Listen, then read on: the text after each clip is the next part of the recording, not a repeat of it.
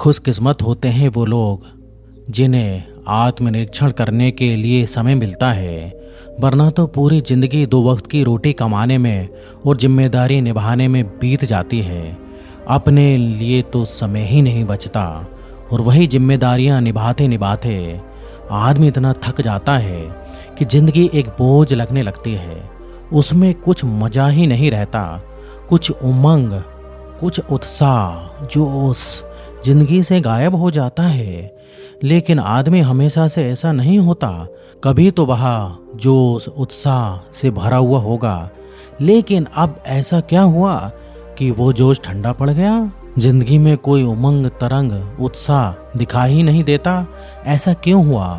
आज की जिस बौद्धिक ज्ञान पर हम चर्चा करने वाले हैं, उसका विषय यही रहने वाला है कि जीवन को जीने के लिए नई शुरुआत कैसे की जाए। वही उत्साह, वही उमंग, वही जोश और वही नयापन फिर से कैसे वापस आए। ये मध्यकालीन समय की बात है। ये उस समय की बात है जब तथागत आत्मज्ञान को प्राप्त कर चुके थे। उनके असीम ज्ञान की चर्चा पूरे विश्व में फैलने लगी थी और तथागत के ये प्रसिद्धि देखकर शहर के बहुत से युवाओं में आत्मज्ञान प्राप्त करने की होड़ लग गई। आत्मज्ञान प्राप्त करने की इच्छा बहुत कम शिष्यों में थी, लेकिन आत्मज्ञान का दिखावा करके सब में प्रसिद्ध होने की लालसा सभी के दिल में बसी हुई थी।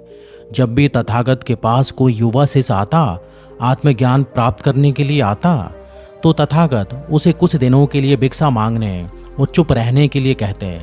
शुरुआत में तो हर शिष्य पूरा मन लगाकर भिक्षा मांगने का काम करता था, लेकिन जैसे जैसे कुछ समय बीतता था, उनकी भिक्षा मांगने में से रुचि खत्म होती चली जाती। अधिकतर युवा शिष्य जो हैं, किसी भी काम में रुचि नहीं दिखाते थे। एक दिन तथागत के एक प्रिय शिष्य ने तथागत को पूरे युवाओं का हाल बता दिया और उस शिष्य ने तथागत से अनुरोध किया कि आप सभी के सामने उपदेश दें ताकि उनके हर काम में रुचि पहले की तरह बन जाए और वो आत्मज्ञान प्राप्त करने के मार्ग पर हमेशा हमेशा के लिए चलते रह सकें।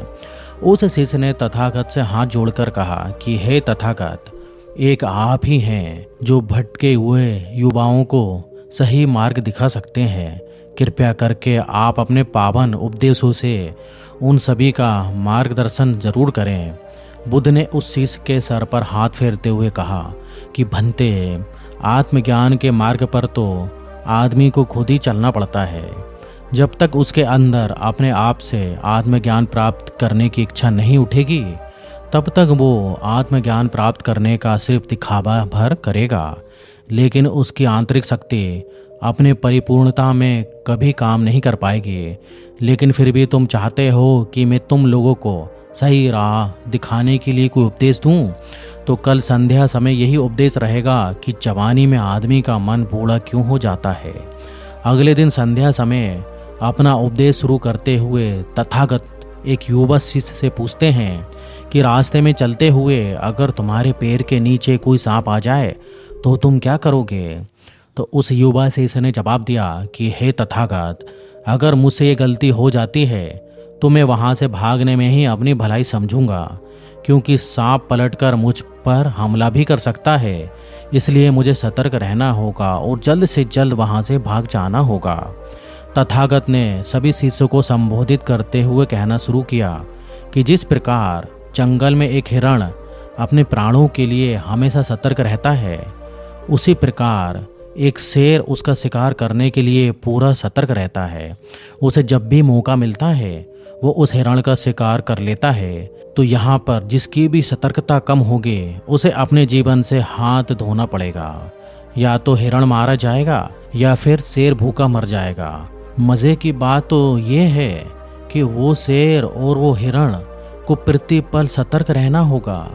अगर उनमें से कोई भी एक पल के लिए भी चूका तो वो अपनी बाजी हार जाएगा। लेकिन हम मनुष्य कभी भी ये नहीं सोचते कि कभी भी कोई भी सांप हमारे पैर के नीचे आ सकता है। इसलिए हमें सतर्क रहना चाहिए।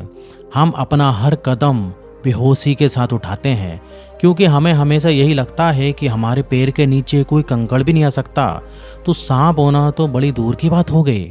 इसलिए हम धीरे धीरे बेहोशी में चले जाते हैं। तथागत ने अपना उपदेश आगे बढ़ाते हुए कहा कि जब तुमने बचपन में चलना सीखा होगा तो तुम सब ने एक एक कदम बड़ी होशियारी और बड़ी सतर्कता और बड़े ही होश पूर्वक रखा होगा।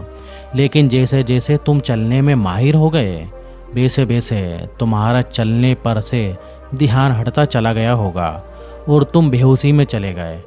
अब जीवन में कोई भी कदम बढ़ाना तुम्हारे लिए सतर्कता नहीं रहा।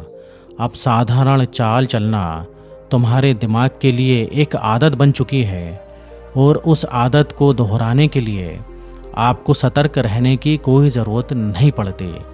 इसलिए आप धीरे धीरे बेहोशी में चले जाते हो। अधिकतर लोगों को जब जीवन में एक ही प्रकार का कार्य करते रहते हैं तो धीरे धीरे उस कार्य में से उनका मज़ा ख़त्म हो जाता है। अब उस काम को करने में उन्हें कोई भी रस नहीं आता, बस वो आदतन उस काम को कर रहे होते हैं। और इसी वजह से हमारी ज़िंदगी के ज़्यादातर काम आदतन होने लगते हैं जिनमें कोई भी रस नहीं रह जाता। वो धीरे धीरे हमारे ज़िंदगी में से रस ख़त्म हो जाता है। कोई जोश, कोई उत्साह, कोई उम्मीद दूर दूर तक नज़र नहीं आते। हम सांस तो ले रहे होते हैं लेकिन अंदर से पूरी तरह से मर चुके होते हैं। तथागत ने सभी शिष्यों से सवाल किया कि अपने जीवन में अगर एक ही काम को बार बार करना हो और फिर भी उसमें रस बना रहे, उसमें सतर्कता बनी रहे, उसमें एक उत्साह हो, जोश हो किसी भी काम को करने में, चाहे वो काम हमें 1000 बार ही क्यों ना करना पड़े, तो वो किस प्रकार से संभव हो सकता है। जब कोई शिष्य जवाब नहीं दे पाया तो तथागत ने समझाना शुरू किया कि आदमी को जब भी ऐसा लगता है कि उसने उस काम से सारा ज्ञान हासिल कर लिया है, उसे वो कला पूरी तरीके से आती है, वो उसे परिपूर्ण तरीके से समझता है। जब आदमी को ऐसा एहसास होता है तब उसका रस जो है उसमें से ख़त्म हो जाता है, क्योंकि उसके पास उसके बारे में कुछ सीखने के लिए बचा ही नहीं। अब वो सीखे तो क्या सीखे, वो तो उसको पूरा समझ चुका है। और यहीं पर एक आदमी गलती कर देता है। अगर आंखें खुली रखी जाए, बुद्धि को स्पष्ट रखा जाए, तो हर छोटे से छोटा काम भी आत्मज्ञान प्राप्त करने का एक रास्ता बन सकता है। तथागत ने अपनी बात आगे बढ़ाते हुए कहा कि किसी काम में से सुस्ती, उत्साह या जोश खत्म होने का दूसरा बड़ा कारण होता है कि हमें लगता है कि हमारे पास बहुत समय है, हम तो हमेशा जीवित रहेंगे। और अपने अवचेतन के इसी विचार के कारण हम हर काम बड़े ही बेहोशी के साथ करने लगते हैं। लेकिन जो समझदार होते हैं वो ये जानते हैं कि हर सांस आखिरी सांस हो सकती है, इसलिए हमें हर रोज़ मरना होगा। अपने सारी चिंताएं, अपने सारे मन के दोष, अपनी सारी झटपटाहट दिन के ख़त्म होते होते अपने मन से भी उतार देनी होगी।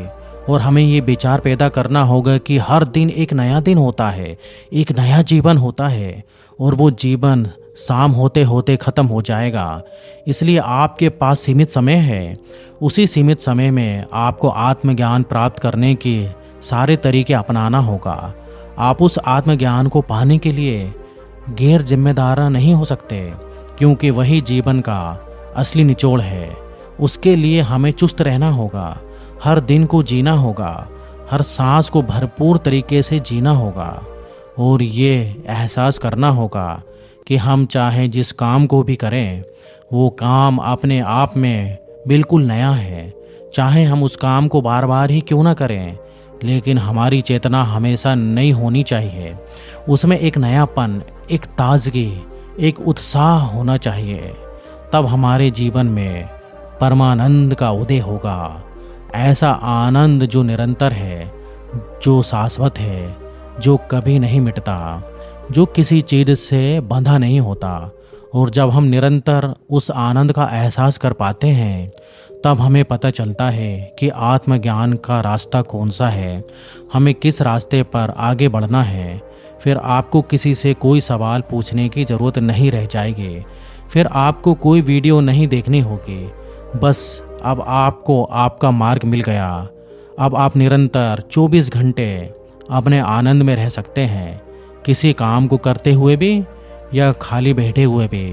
आप निरंतर उस आनंद का एहसास कर पा रहे हैं। आपकी हर एक सांस आखिरी हो सकती है, इसलिए आप अपनी हर सांस को जी रहे हो।